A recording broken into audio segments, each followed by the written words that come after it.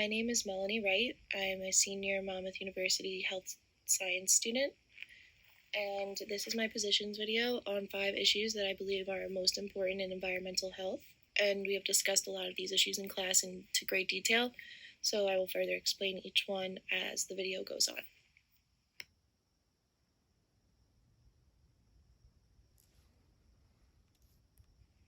The first important issue that I'd like to discuss is population growth. By population growth, I mean not in just one general area, I mean with the whole world, but especially in developing countries, as this is where population growth is becoming exponentially high the most.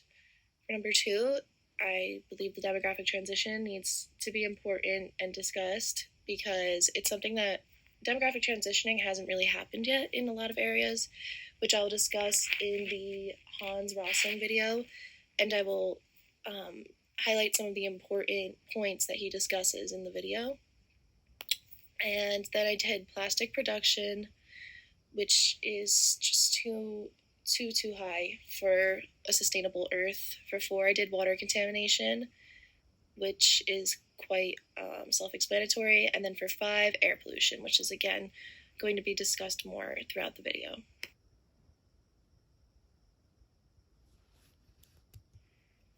The first article that I will be discussing is called David Attenborough, The Planet Can't Cope with Overpopulation, and this article is from WeForum.org. So David Attenborough is a 92-year-old naturalist and British broadcaster, and in this article it discusses how there are 83 plus million people added to the Earth each year, and how population growth is becoming increasingly high and not enough land and resources are able to hold at the rate we are going.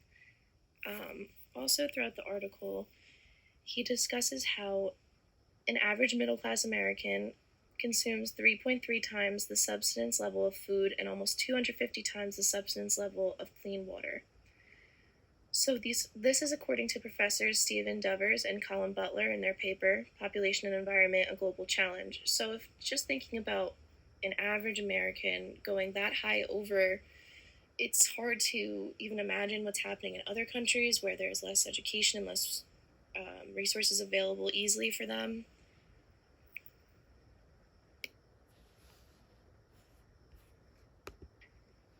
Population is most concerning in developing countries, as although fertility levels are in decline, there is still a very high population growth that is steadily increasing, as at least 4.3 births per woman between 2010 and 2015 have occurred in these countries, as a generalization of a statistic.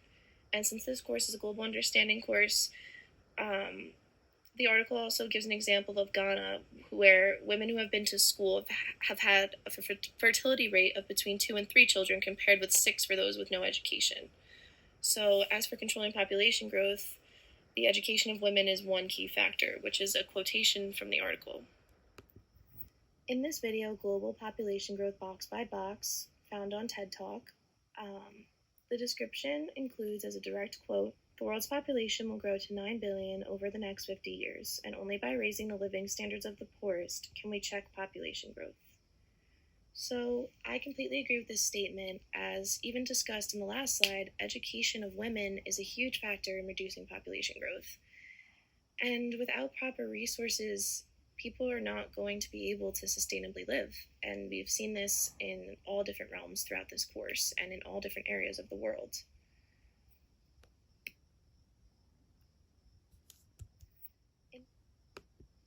After watching A Plastic Ocean, my eyes were opened to just how serious the plastic production in America and other countries is, and how the effect it is having on the ocean is so detrimental.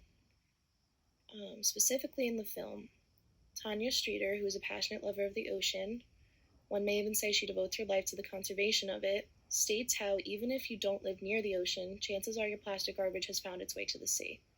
And this was said at 1938, the point of the film.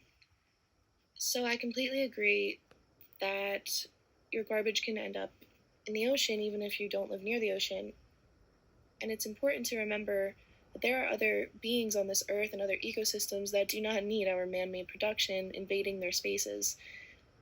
And even if one was to say that they don't necessarily care about animals, no one wants to swim in garbage or see garbage everywhere. So if we could just cut down on single-use plastic, can cut down on our use of plastic in general, we would be much better off. This article, Flint Water Crisis, Everything You Need to Know, discusses how, after officials repeatedly dismissed claims that Flint's water was making people sick, residents took action. Here's how the lead contamination crisis unfolded and what we can learn from it. So, after changing the water source in Flint, Michigan, lots of residents had discovered how unsafe the water was that they were drinking and bathing and cooking with was. So, lead contamination had been a huge issue, and photographed here is a small infant, 5 months old, getting blood drawn from her heel in order to have her lead levels tested after she had been exposed to high levels of lead from the water. Now, our environmental health here is obviously a huge risk, and this is just one small example of water contamination in just one area of the world in America, and it's still not over as pipes are now being replaced and officials say the water is safe. The residents are still worried, as although their own tests have showed otherwise and their own instincts are telling them that this water is not safe. Air pollution is an extreme issue in all areas of the world. The World Health Organization here discusses how worldwide ambient air pollution accounts for death and disease globally. An estimated 4.2 million premature deaths globally are linked to ambient air pollution from the listed diseases to the right. Further, the World Health Organization lists the suspected most harmful pollutants with the strongest evidence for public health concerns, including particulate matter, ozone, nitrogen dioxide, and sulfur dioxide. With these issues being known at hand, it is important for us to reduce the emissions of these harmful chemicals and other chemicals as well as stopping the immense use of the burning of fossil fuels in our planet. In order to protect the air quality, which directly affects our health as a population of the world, not just the country or the state, it is important to follow and try to diminish our carbon footprint as much as we can by reducing the emissions of these harmful chemicals into the air. To conclude my positions video, I have included the Environmental Wellness Challenge Ideas screenshot below, which is from bellandfitness.com. And here are just some small examples that I thought would be important to add in. And the website, which I have cited down below in the references page, has even more information and places that you can find more information as well. So here I've included ride your bike, walk, or take public transportation instead of driving, recycle and compost, plant and tend a garden, use natural cleaning products, choose your own healthy habit in this category, remove clutter from your home or office. So I just think this is just small ways we can all increase our environmental health and as well as the health of the environment in small, easy ways that aren't inconveniencing or taxing in any way.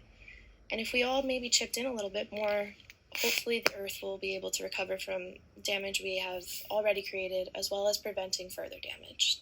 Thank you.